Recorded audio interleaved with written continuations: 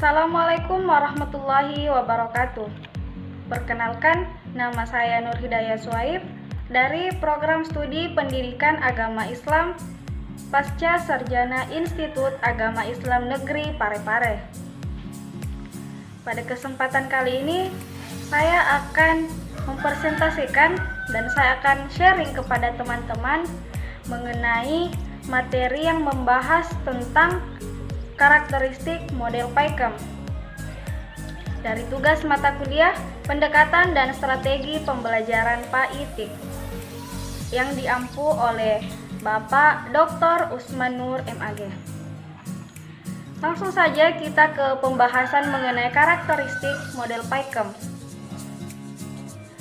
Karakteristik model PAIKEM dapat dilihat pada kemampuan pendidik dalam mengenal peserta didik secara individu dan mengetahui sifat peserta didik yang memiliki potensi dan keunikan yang berbeda.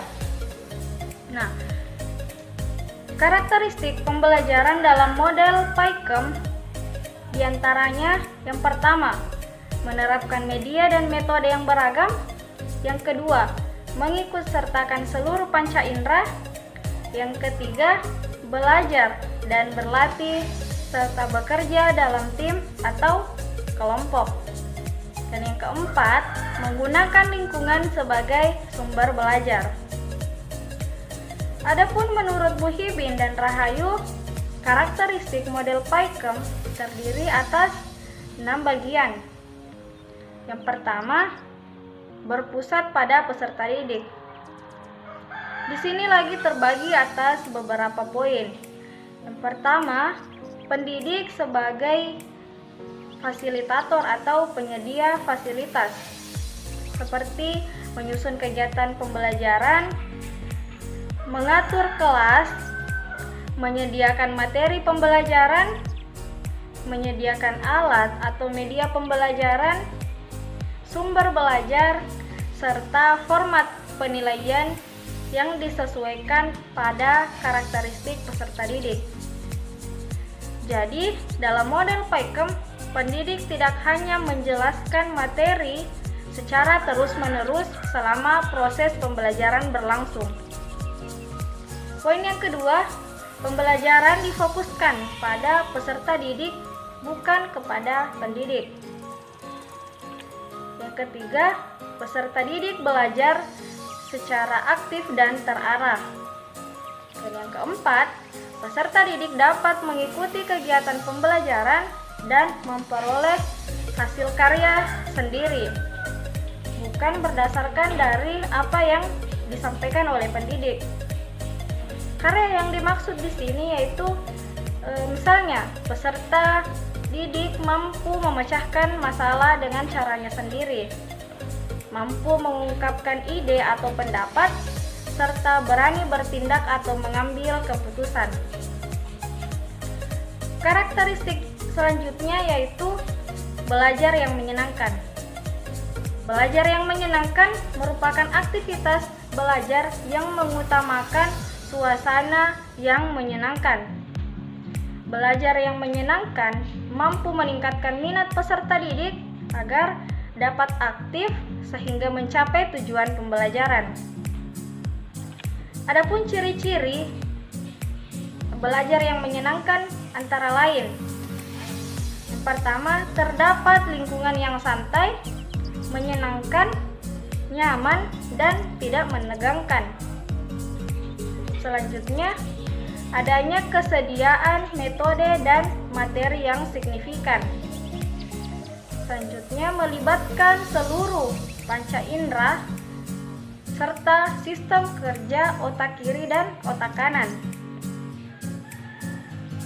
Selanjutnya, menciptakan lingkungan dalam proses belajar untuk dapat membuat peserta didik berpikir dan mengeksplorasi bahan atau materi yang diberikan. Dan yang terakhir, terciptanya suasana pembelajaran yang menarik sehingga peserta didik dapat mengikuti pembelajaran bersama, memiliki rasa humor, dorongan, waktu istirahat, dan dukungan. Karakteristik yang ketiga yaitu belajar yang berorientasi pada kemampuan tertentu. Dalam proses pembelajaran, tentu memiliki tujuan yang ingin dicapai. Dan tentunya, semua aktivitas, baik itu aktivitas dari pendidik maupun peserta didik, diupayakan untuk mencapai kemampuan yang telah ditentukan. Dan peserta didik harus mampu mewujudkan dan mengembangkan potensi yang dimiliki secara optimal. Karakteristik selanjutnya yaitu belajar secara tuntas. Belajar secara tuntas merupakan pembelajaran yang memberikan waktu dan kesempatan belajar bagi peserta didik.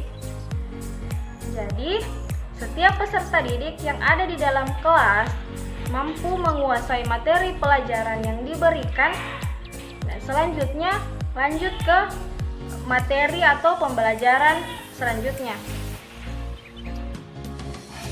Tugas pendidik di sini yaitu memperhatikan peserta didik yang belum mencapai tujuan pembelajaran. Dan di samping itu, pendidik hendaknya memperhatikan apa-apa saja kesulitan yang dialami oleh peserta didik dalam mengikuti proses pembelajaran. Dalam prinsip ini menganggap bahwa peserta didik berbeda-beda, sehingga akan menciptakan berbagai macam penguasaan, mulai dari yang paling standar, rata-rata, hingga yang paling tinggi. Karakteristik selanjutnya yaitu belajar yang berkesinambungan. Belajar secara berkesinambungan berarti dalam proses pembelajaran dilakukan secara berkesinambungan atau berkelanjutan. Artinya, dalam belajar, peserta didik tidak berhenti di satu titik saja, melainkan berlanjut atau berkelanjutan agar pendidikan dapat berjalan tanpa adanya hambatan. Jadi, dalam belajar, berkesinambungan ini dibutuhkan adanya semangat. Semangat belajar tentunya akan mempengaruhi kualitas proses pembelajaran karena akan berpengaruh terhadap penentuan dari hasil proses belajar. Di antaranya penguasaan materi, pembagian materi atau pengembangan materi, hingga kualitas kelulusan peserta didik. Dan karakteristik yang terakhir yaitu belajar sesuai dengan konteks. Belajar sesuai dengan konteks atau kekinian dan kedisian bertujuan untuk membantu peserta didik agar dapat mengetahui makna dari materi pelajaran yang dihubungkan dengan apa yang ada di lingkungan sekitar, sehingga mudah bagi peserta didik untuk mendapatkan keterampilan dan pengetahuan. Pendekatan ini dapat juga disebut dengan pendekatan kontekstual, sebab adanya konsep belajar yang mendukung pendidik dalam menghubungkan materi pembelajaran dengan situasi yang ada di lingkungan, serta memotivasi peserta didik agar mampu menciptakan hubungan dengan pengetahuan yang dimiliki, yang selanjutnya akan diterapkan dalam lingkungan masyarakat.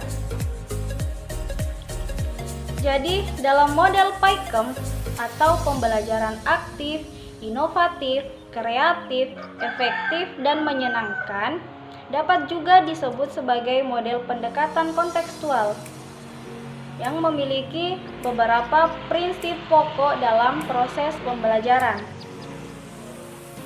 Yang pertama, adanya proses interaktif, meliputi interaksi secara aktif antara peserta didik dengan pendidik, teman sekelas, media, bahan referensi, lingkungan, dan lain sebagainya. Proses selanjutnya itu proses berkomunikasi, di mana peserta didik bertukar pengetahuan kepada guru serta teman sekelasnya dengan bercerita, dialog, atau simulasi bermain peran. Selanjutnya itu proses refleksi, di mana peserta didik meninjau ulang hal yang telah dipelajari dan memahami makna dari pembelajaran tersebut. Dan proses yang terakhir yaitu proses eksplorasi, yaitu peserta didik secara langsung mengalami pengalaman yang melibatkan seluruh panca indera melalui observasi, eksperimen, wawancara, atau survei. Itulah tadi materi yang dapat saya presentasikan mengenai karakteristik dalam model PAIKEM. Semoga apa yang saya sampaikan dapat bermanfaat dan dapat menambah wawasan teman-teman sekalian. Apabila terdapat kekurangan dan kesalahan dalam pengucapan, mohon dimaafkan. Terima kasih atas perhatiannya. Wassalamualaikum warahmatullahi wabarakatuh.